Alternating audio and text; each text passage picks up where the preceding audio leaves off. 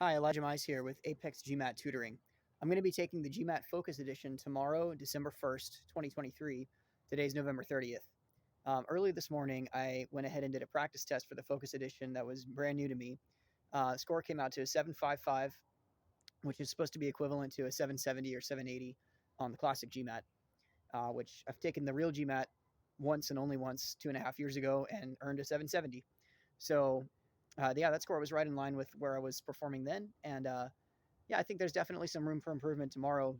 I was really happy that I went ahead and did that test today because it gave me some good reminders about quant strategies that I need to be quicker to jump to on that section, and also just the way that I focus my attention and make timing decisions throughout the test. So super excited to get into the real thing tomorrow, and I will keep you guys updated on the process as we go. I'll just talk a little bit about this morning, what it's been like for me. Woke up, pretty early. Wanted to have plenty of time to eat a good breakfast, get some physical exercise in to get my blood flowing, get my brain working at full capacity this morning. Had a couple of little incidents on the drive where there was a traffic light out as I was trying to get on the interstate.